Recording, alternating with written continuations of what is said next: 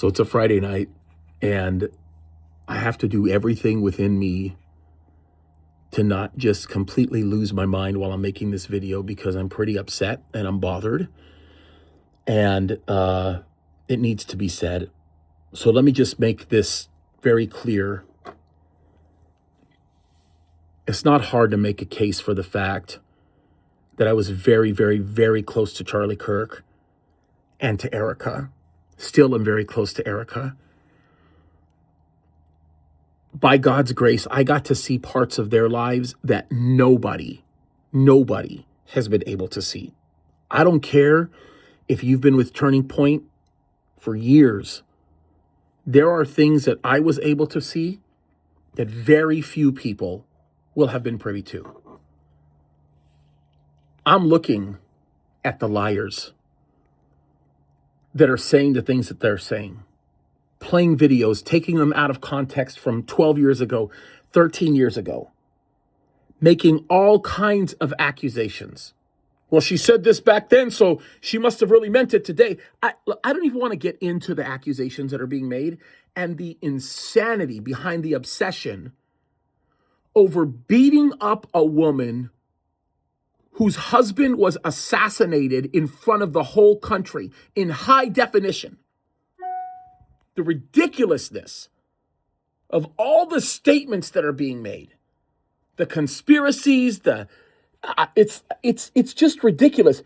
She has a picture with Chuck Grassley today, and everybody's like, what is she planning? What's going on? It's time to start standing up to the bullies and to the liars. I am telling you, as a pastor and as a friend and as a brother, Charlie was my little brother.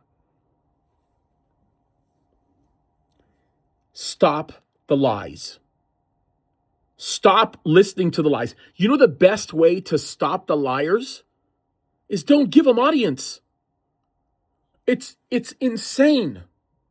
Like, as a pastor, would it ever be acceptable for me to go to a house where a woman, after 3 or 4 years of marriage, was made a widow based on violent crime, and then go back and actually second guess her, condemn her? Did you let this happen because of the insurance money? Hey, were you in on it? Did you actually try to kill your husband? Are you the one that did it?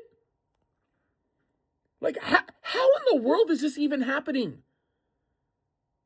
Why on God's green earth are people even allowing this rhetoric to be spoken of? Well, we got a video of an employee being fired. It was undercover. Does anybody know the circumstances behind it? Does anybody know what's going on? And what in the world does that have to do with the satanic accusations that Erika, in one way or another, was happy about the death of her husband, the murder of her husband? Like, this is ridiculous. And let me say one other thing. This is super important. If you're a pastor and you know who you are, and you spent any time with Charlie and Erika, you were close to them at any level, even the ones that rode on his coattails, and there are some of you that did, and you know who you are, it's time for you to stand up and to speak the truth about the kind of man Charlie was. It's time to speak the truth about the fact that there was no coercion, there was no Mossad in trying to put Charlie and Erika together, that Charlie loved Erika, that Charlie cared about her from the very beginning. And Erika felt the same way. She was mesmerized by her husband. And anybody who knows anything about the relationship will completely understand that. You pastors that spent time with them, that you know exactly what they were all about. You know how sweet Erika is, how loving and kind she's always been, how she would go the extra mile to love on you and your wife. You all better speak up. It's time to say something.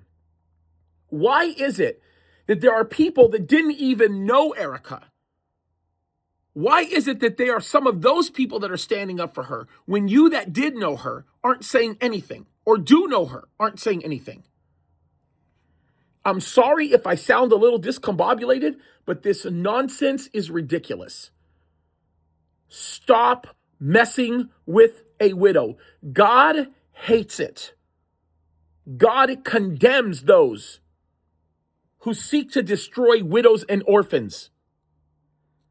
And if you think you're on good ground for doing it, guess what? Mess around and find out. Mess around and find out, because God is coming after you with a fury that you have no idea what it looks like. It's not your job to try to figure out something based on facts you don't know. Enough is enough. Charlie gave his life serving his country and serving his God. And what you don't realize is his wife did the same thing. And a part of her life is completely dead. So all of you people that are getting fascinated with this nonsense, knock it off, and you pastors, speak up. This is crazy. It's time to live righteously. She's trying to preach the gospel. And she's actually doing an effective job at it. Enough is enough. It has to stop now. Sorry if I'm upset, but I have every reason to be. No more, guys. No more. Please join me. And you know, here's the terrible part about all this. Let me just simply say this. The terrible part about all this is the average person that will watch this video, the overwhelming majority of the people that watch me or follow me online, you're going amen right now. But I'm just hoping that what I'm saying is going to reach the heart of the average person who hasn't been saying amen. And for the pastors who haven't been standing, and you know who you are, I know who you are, God knows who you are, stand up. Charlie would have, Charlie would have been so hurt if he was seeing the kind of behavior that people are carrying on with. You want to be famous riding on somebody's coattails? Ride on the coattails that come from preaching the gospel and doing the things that you're called to do. I'm sorry. Actually, I'm not sorry. It's a figure of speech. It's ridiculous. Enough is enough. Stop it. You're either going to be a partner in furthering the ministry that God has given to that precious woman, or you're going to oppose it. But if you oppose it, you're in really bad company, because Satan is making it his full-time job to oppose it. Whose ranks do you want to join? That's all I got to say.